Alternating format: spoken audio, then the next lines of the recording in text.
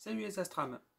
Aujourd'hui, pas une vidéo avec une constellation, mais on continue quand même dans nos jalons.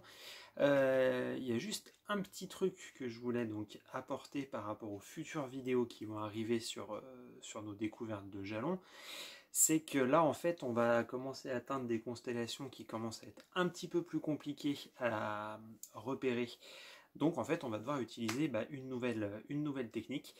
Donc alors cette technique, qu'est-ce que c'est? Cette technique, c'est la mesure de ce qu'on appelle la distance angulaire. Alors la distance angulaire, qu'est-ce que c'est? Eh bien écoutez, je vous propose qu'on voit ça tout de suite après le générique.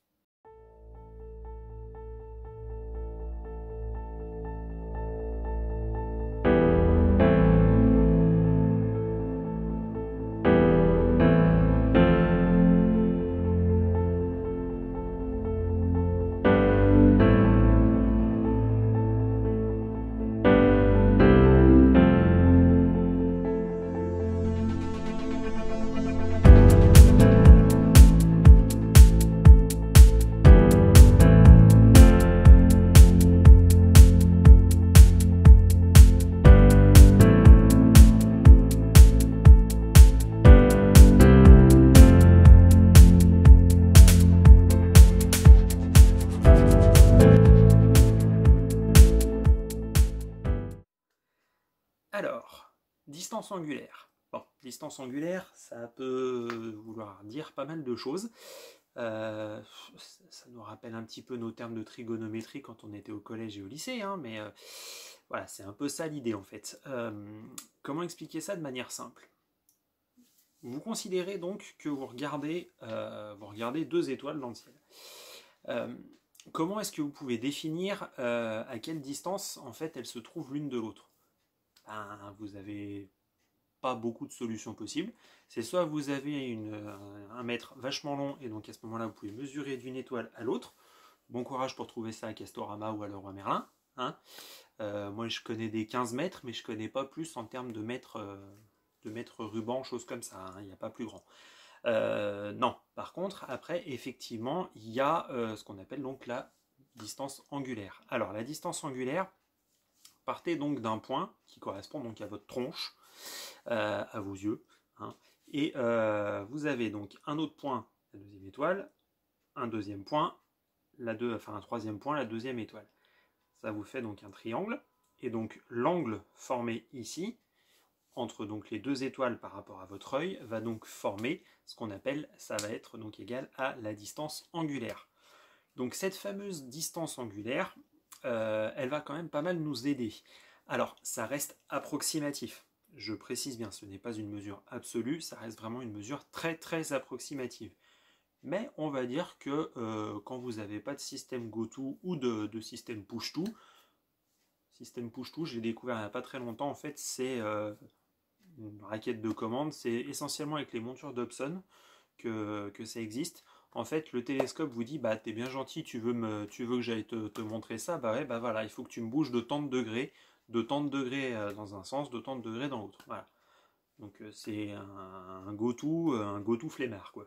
Voilà, il se déplace pas tout seul, il vous dit juste qu'il veut bouger, mais il faut que ce soit vous qui le fassiez. Bon, ça c'est encore autre chose. Alors, on va prendre un étalon, histoire d'être tranquille, pour pouvoir mesurer donc ces fameuses distances angulaires. Vous allez prendre l'astérisme de la grande casserole. Alors, donc, je vous mettrai donc des petits diaporamas ici pour vous montrer un petit peu quels sont les rapports qu'il faut mesurer. Donc, essentiellement, il y en a 4. On va se servir de l'astérisme de la grande ours et d'un outil qu'on possède tous chez nous. Alors, généralement, on l'a même en 2 versions.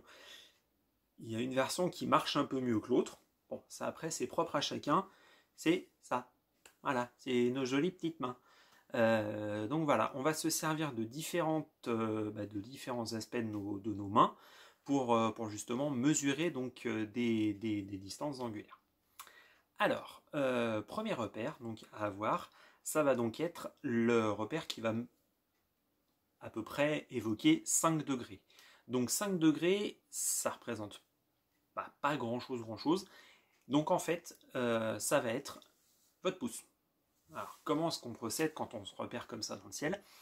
pas compliqué, vous tendez votre main, voilà, et vous regardez comme ça, et donc si vous avez une étoile de chaque côté de votre pouce, ça veut dire qu'elles sont donc écartées, distantes, d'une distance angulaire de 5 degrés. Alors, par rapport à la grande ours, ça va correspondre donc à,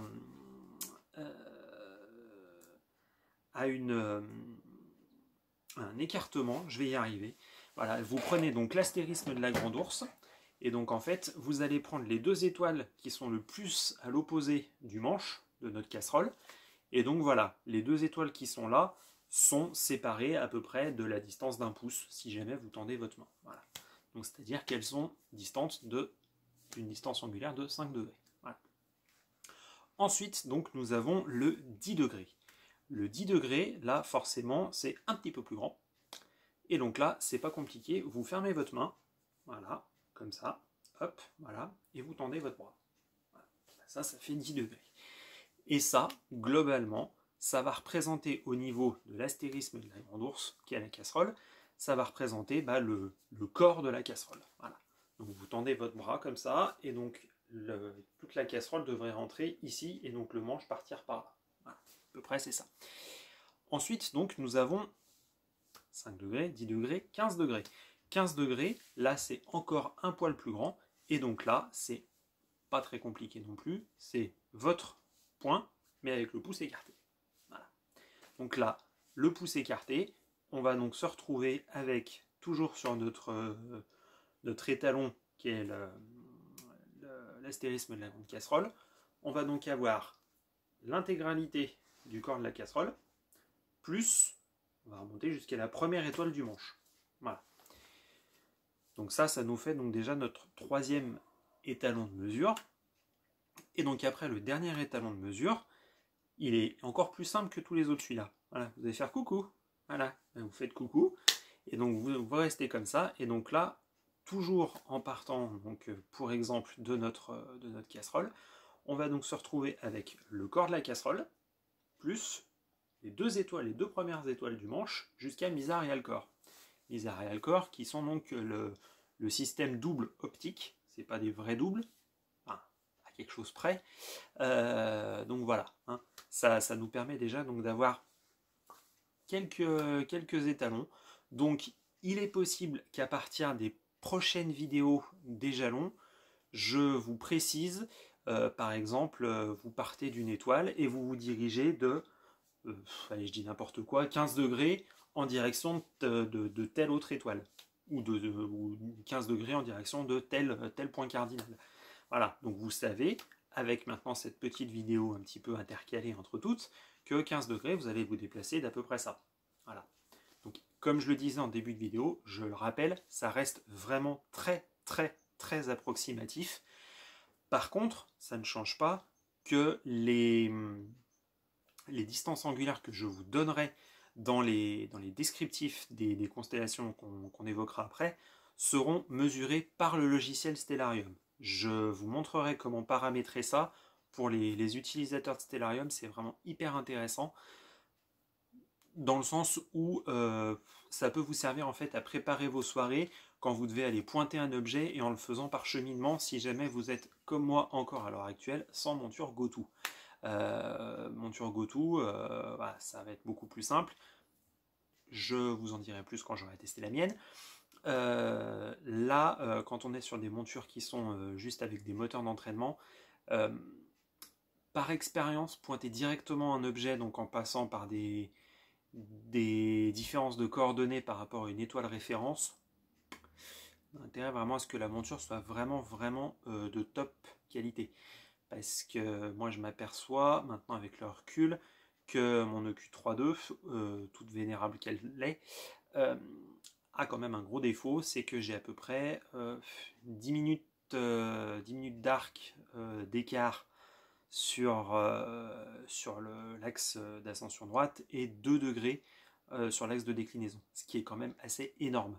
Donc je le sais, donc j'en tiens compte, mais le seul problème c'est que ça varie d'un moment, enfin d'un endroit où je pointe par rapport à l'autre. C'est pas forcément super non plus. Donc voilà, donc je vous indiquerai ça sur sur les prochaines vidéos. Je vous mettrai, ça sera quelque part dans le coin, enfin voilà, ça se baladera. Je l'intégrerai plus tard directement à l'oral. Là, j'ai tourné des vidéos et je ne l'ai pas inclus dedans. Je n'avais pas sorti la vidéo, hein, donc voilà. On apprendra à faire les choses pas dans le bon sens. Mais en tout cas, voilà. Et bah écoutez, épisode assez rapide aujourd'hui, mais épisode qui s'avère, je pense, être intéressant pour ceux qui veulent vraiment juste se promener dans un premier temps sur la voûte céleste. Mais voilà, fallait quand même que ce soit noté, parce que si je vous parle de la constellation de la Flèche, il y a 3 étoiles qui se courent après. En plus, ça ressemble pas à grand chose, donc bon, voilà quoi. Bah écoutez, voilà, moi je vous dis à plus tard les Astrams, à ciao!